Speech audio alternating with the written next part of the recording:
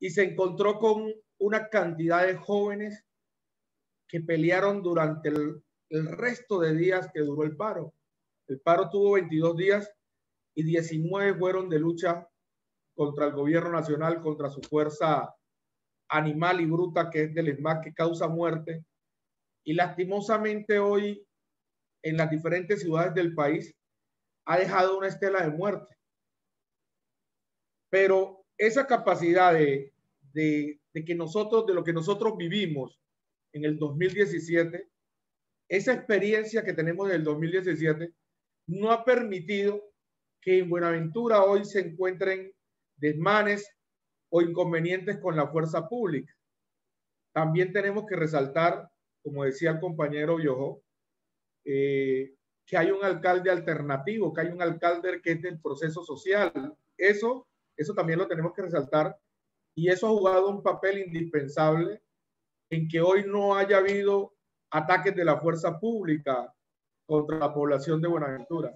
Nosotros sabemos lo que eso representa, sabemos que cualquier intento de la fuerza pública por golpear a nuestras comunidades, ya sea con los hermanos de la Delfina o los hermanos que se encuentran en los diferentes puntos donde se hacen las reuniones o se citan, generaría un caos en Buenaventura, y yo creo que la administración distrital ha jugado un papel indispensable para que esto no suceda. Eso hay que reconocerlo, públicamente hay que decirlo, y esperamos que esto llegue a un feliz término donde el gobierno reconozca y retire por completo la reforma tributaria, la ley 010 contra la salud, pero que también el Pacífico colombiano está sufriendo con una cuestión que acerca de los pescadores, de la pesca de toyo. Eso también debe ir incluido en las peticiones al gobierno nacional,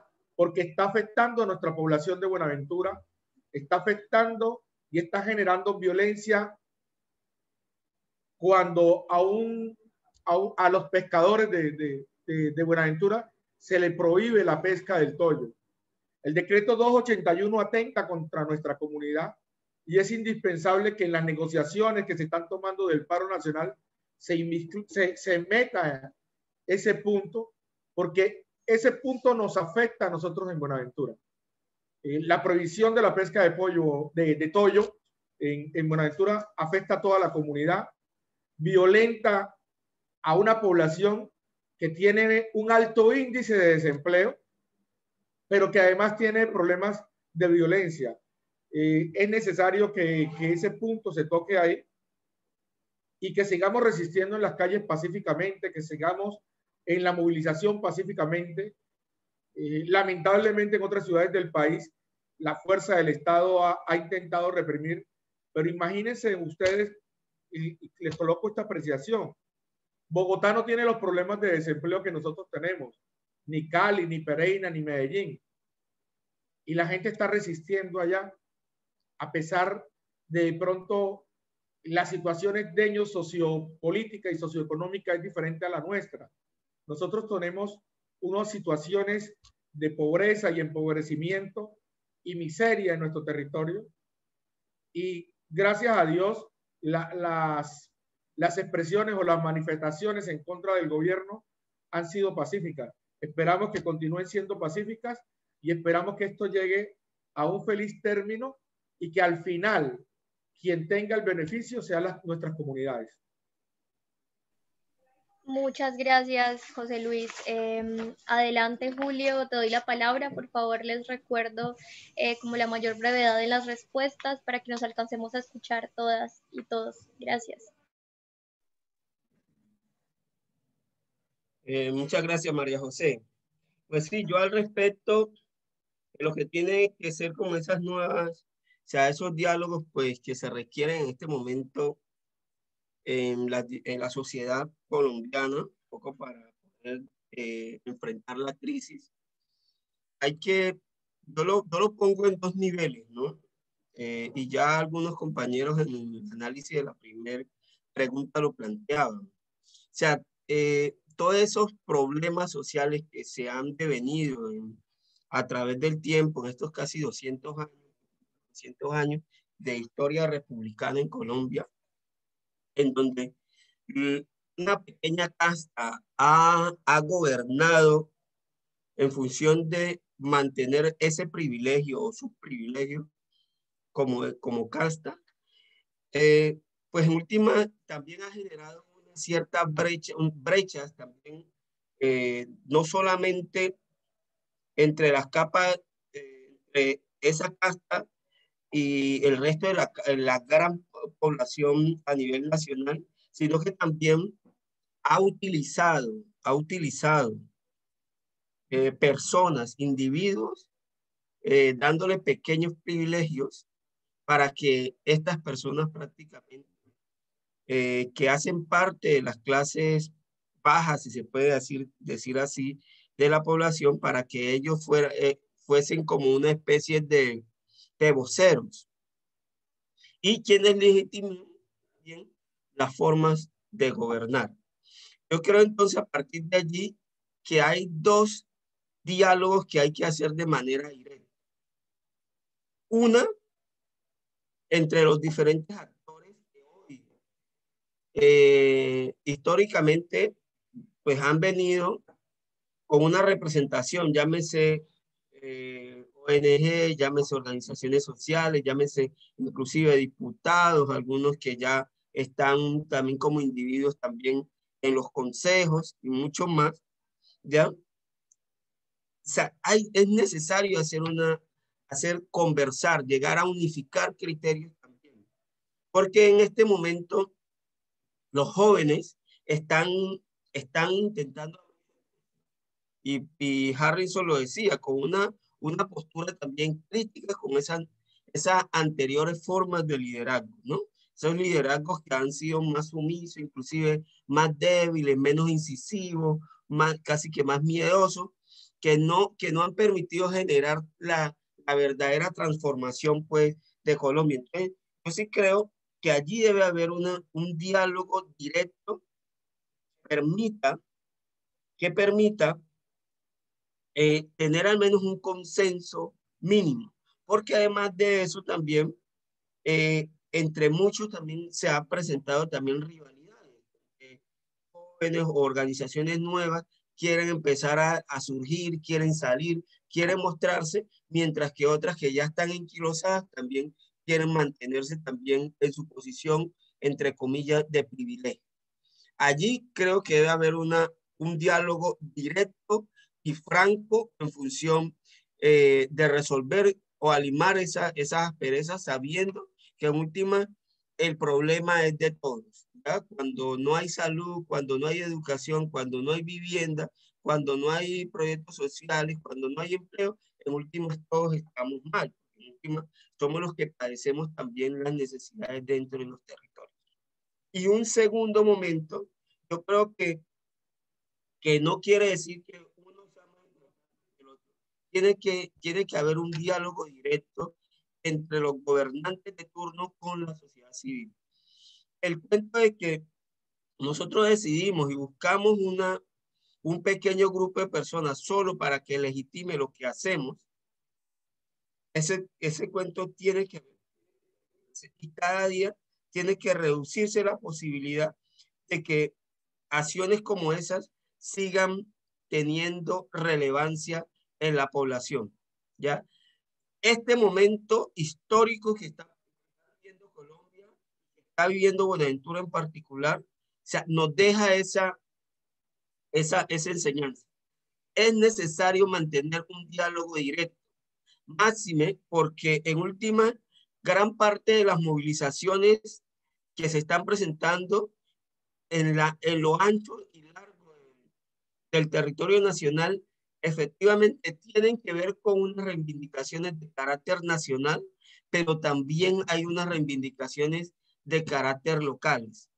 Y esas movilizaciones que se están presentando también están en la mayoría de los territorios, están planteándose también, hey, necesitamos dialogar con los alcaldes, dialogar con los gobernadores, empezar a ver cómo vamos a hacerle frente en ese nuevo escenario político a las problemáticas locales.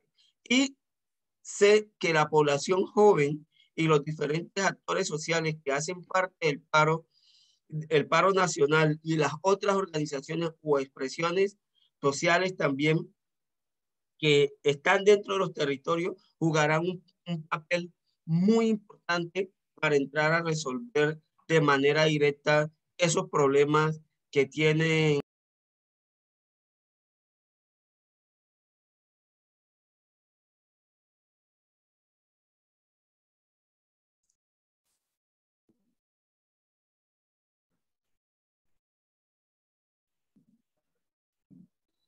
María José, ya terminó Julio. Ya Hola, terminó Julio, sí. se me cortó la llamada. Humberto, adelante.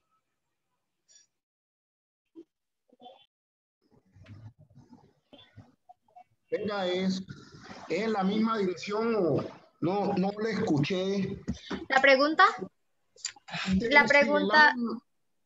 era cómo el acumulado del diálogo que ha tenido Buenaventura puede ayudar a generar nuevos diálogos para tramitar la crisis actual. Bueno, Buenaventura ha sido un ejemplo. Hay que partir de un hecho, que en esto surge una situación muy importante que quiero recalcar, la cuestión de los jóvenes. Pero en esto está la inexperiencia y la experiencia. O sea, antes de cualquier situación hay que entender que hay algunas personas, porque todos venimos aprendiendo, todos tenemos que de una u otra forma aprender a quienes han adquirido un conocimiento por los mismos avatares de la lucha, de la vida. Y una cosa que yo quiero señalar es esa experiencia muy hermosa vivida en el paro cívico del mes de mayo del 2017. Mira, saber que nosotros estábamos en una negociación con el gobierno en un momento complicado. Complicado, ¿por qué? Lo hago ahí también, eso lo voy a hacer rapidito, porque el gobierno de entrada nos estaba satanizando con que nosotros éramos responsables de la muerte de un agente de policía en uno de los sitios propiamente de la Delfina. Policía que no tuvo en cuenta, y que en paz descanse, no tuvo en cuenta que se estaba atravesando a las carreras y que lógicamente llegó y pasó una liana que había y con eso ocasionó la muerte. Entonces teníamos de entrada un gobierno que nos estaba diciendo: con ustedes no negocio hasta tanto ustedes no reconozcan que fueron los responsables de la muerte de este agente de policía. Pero una cosa irresponsable, o sea, ese es el estilo que adquiere el gobierno, de trasladarle su responsabilidad a la comunidad, y nos las estaba achacando. Eso para señalar la actitud de los gobernantes que tenemos. Y lo segundo, que es lo bonito, lo hermoso, y que ese es un aprendizaje, era que ya en medio de la negociación, de las discusiones, nos llegaba información externa a distintos compañeros, y que sabíamos que había gente que antes del paro tenía posiciones encontradas con los que estábamos en el paro, con los que ya estábamos. Y cuando ya estábamos en el paro, estaban ilusionados de ver la forma como los dirigentes de Buenaventura respondían al gobierno. Eso yo lo quiero señalar porque uno tiene que ser muy cuidadoso en la vida. O sea, uno no puede andar pensando en protagonismo. Esto no es de protagonismo. Esto tiene uno que aterrizarse para aprender, para conocer, para poder leer bien el momento en que estamos nosotros. Y en esa condición el aprendizaje fue que llegaban todos los informes, todas las cosas, y aprendimos una situación, que cuando no estábamos claros en una idea, pues obviamente nosotros lo que hacíamos era buscar el espacio autónomo para discutirla, ponernos de acuerdo, quién sería de nosotros el que llevaba la vocería en ese momento. Y eso es una cosa que permite hoy decir que si estamos claros si nos ponemos de acuerdo todos, ¿cuál es el rumbo que se requiere para poder seguir enfrentando esta lucha sin cometer ningún error? Nosotros podemos sacar adelante, porque tenemos que recibir en medio del diálogo, los primeros que tenemos que dialogar somos los que estamos al frente o quienes están al frente de la dirección del movimiento. O sea, no puede haber discriminación. Para usted dialogar con las personas, para que haya un diálogo fluido, para que se dé a nivel de nosotros y a nivel del gobierno, no puede haber discriminación. Todos debemos de escucharnos. Un principio es que en una pelea, en una lucha que se libre y que es de interés general, y cualquiera nos dé una recomendación sobre lo que tenemos que hacer, yo considero que indistintamente del pensamiento, del credo religioso, del credo político, etcétera, etcétera, debemos de coger esa posición, estudiarla, analizarla y mirar si nos sirve para ponerla en práctica en lo que nosotros queremos. Pero de entrada no podemos desechar las cuestiones.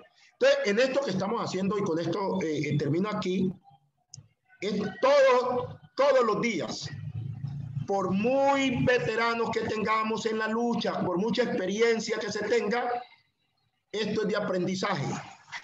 Cada momento es totalmente diferente.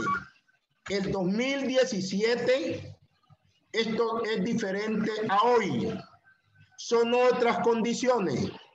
Hoy es un paro nacional.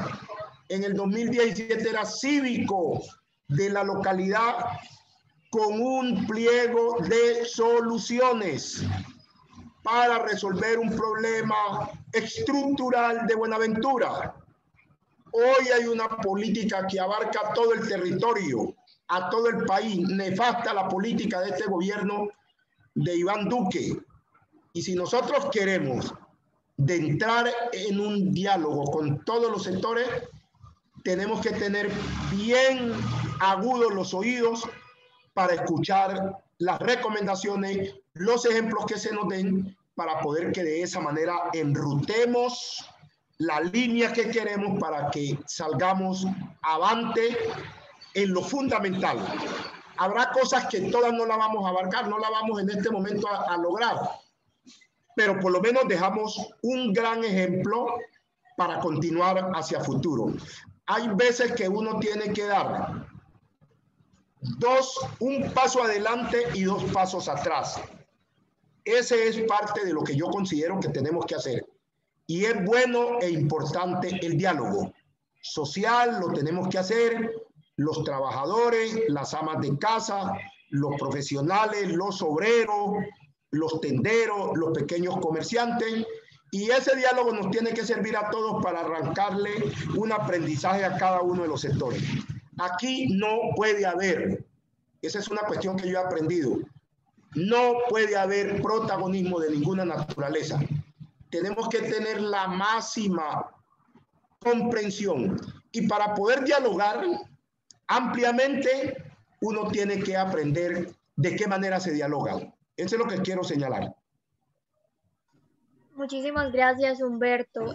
Antes de darle la palabra a Maricruz, quisiera agradecer a Harrison Cuero por acompañarnos en este espacio. Tiene que retirarse ya en este momento, entonces, Harrison, muchísimas gracias. No sé si quieras decir algo para despedirte. María, no, simplemente agradecer la invitación. Considero que estos espacios son de suma importancia. El país requiere mucha reflexión en relación a las necesidades de la población, pero principalmente en la necesidad que tenemos nosotros de encontrar canales para tramitar las diferencias.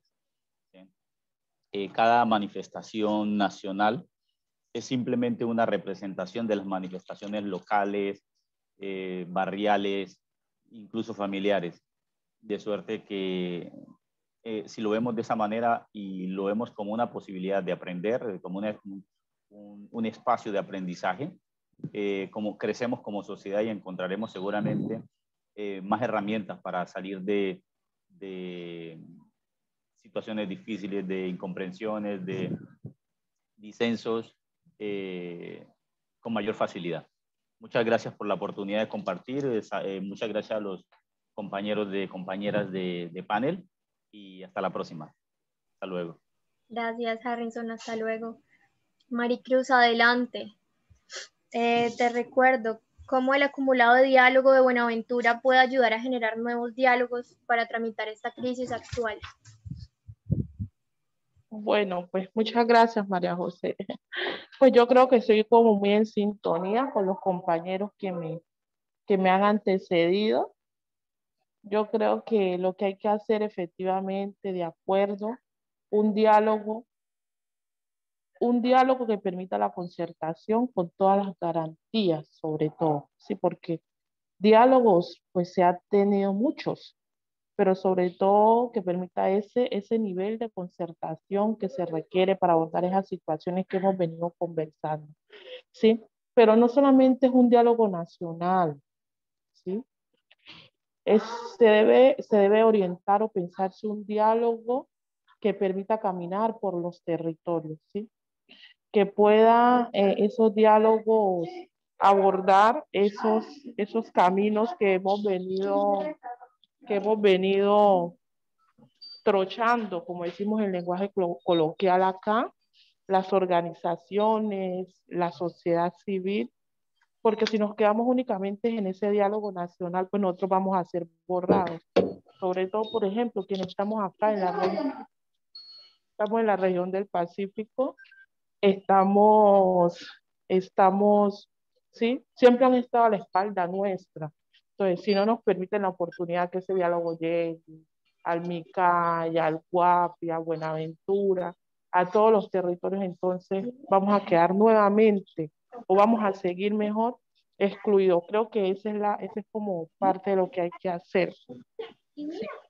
Y a partir de ese diálogo, sí, que permite esa concertación, entonces la puesta en marcha y de las distintas estrategias. Y esa puesta en marcha tiene que ver con asumir los caminos que hemos propuesto, ¿sí? Asumir lo que siempre hemos venido proponiendo desde las organizaciones. Por ejemplo, en el Pacífico estuvimos en el 2017 2 paros cívicos, el del Chocó y el de Buenaventura, donde estamos planteando cómo se afecta estructuralmente, ¿sí?